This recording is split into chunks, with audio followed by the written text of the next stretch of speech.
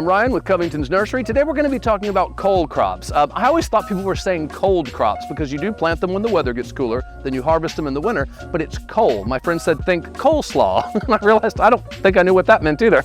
But we're talking about things like cabbages, kale, cauliflower, Brussels sprouts, broccoli. Those are all cold crops, and today we're going to learn how to plant them. So come on, let's grow together.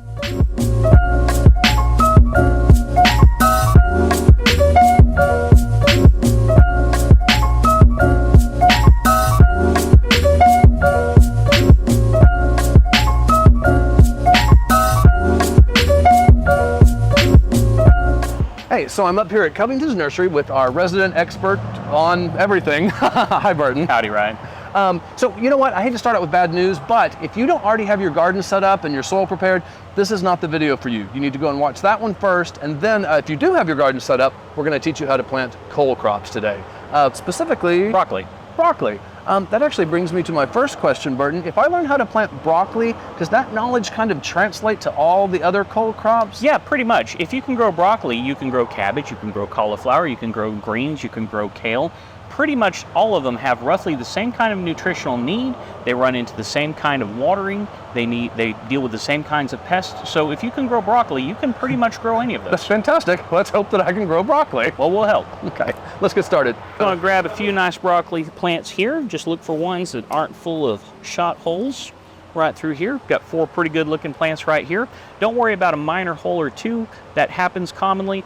You want to make sure that it doesn't look like a shotgun's gone on it. Okay. So Burton, I'll just warn you, this is where all my intelligent questions run dry, and I'm literally just going to kind of sit back and watch. I don't know what we're doing here. Well, we're just going to plant up the broccoli today, and the first thing you need to look at when you're doing it is spacing. Now, most vegetable crop starts when you get them. On the back of the tag, will have the spacing that they need separated. How far apart we're going to plant each 4-inch Right, plant? just center on center. When we're doing raised gardens like this, we're usually using the old square foot method of gardening rather than doing long rows. So we really need to maximize our space. Okay. So in this case, you're looking for 10 to 12 inches apart for broccoli. Now I recommend 12 inches because any closer, broccoli gets fairly good size. So we're going to kind of set these in, and before we even plant them, we're going to kind of just set them so that we know where we're going. It's the same way I would do with my seasonal flowers. Yeah, and this lets you adjust them a little bit, like if you wanted to adjust it right here, and I'm just going to have these where they actually are going to kind of come up to the edge and overhang a little bit. So we're going to do it just like this, and then we're going to plant them. Okay. And the nice thing about these raised gardens that we're doing right here is that we don't even need tools to do so, because the soil here is soft and workable. We're going to need a little bit of the fertilizer that we used earlier. We're going to gently ruffle up the bottom. So Burton, can I put a pinch of the fertilizer Absolutely. in here? Okay. Is this a pinch to you? Yeah, that'll do. And we're just going to ruffle up the edges so that the roots aren't wrapped around in a tight circle, but we're not going to tear the root ball all the way apart. We're just going to get it loosened a little bit. Then we're going to put it in where it's level with grade, and we're just going to set the soil around it. We're not going to stomp the soil hard. When we water it, it'll settle the soil nicely, and as loose as this soil is, there's not going to be a lot of air gaps. So we're just going to continue this in each case. Oh, here, I'm going to be ready with my fertilizer again. All right, please hit me. Bam! Just tease the root ball just a little bit. I'm in such a tease. Well, I don't want to rip it apart. We're just going to set the soil neatly around it. And it's all right if it sits a little bit above grade because that will settle. Don't plant the plants too deeply.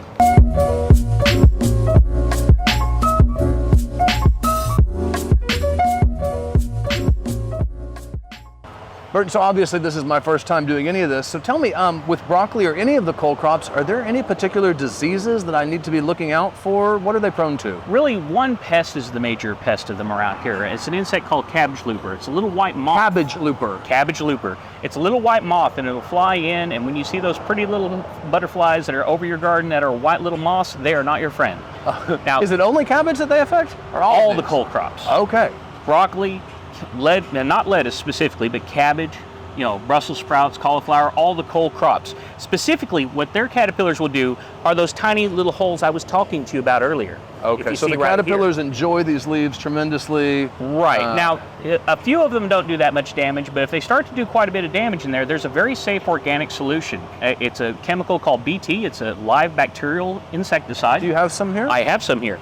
And It is low toxicity. It can be used to the day of harvest.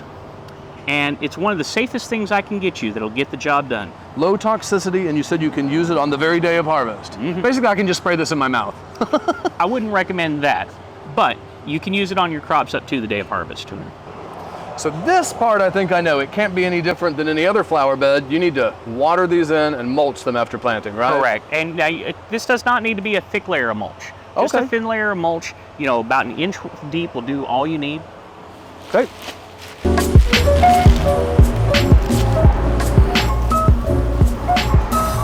We're using this slow end right here because it really fans the water out nicely, so it doesn't put a lot of pressure on the soil.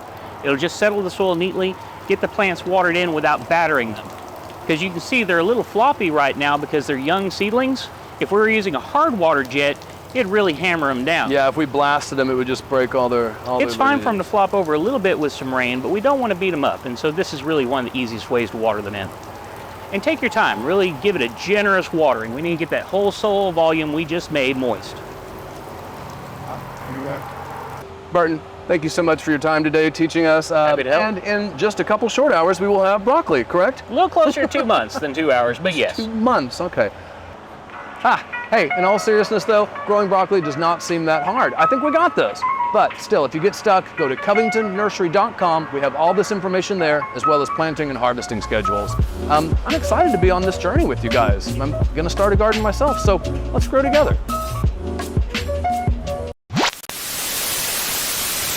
So, I'm not trying to make this like my list of pet peeves, but one of the things that I hate is when I hear people say things like, well, gardening isn't an exact science.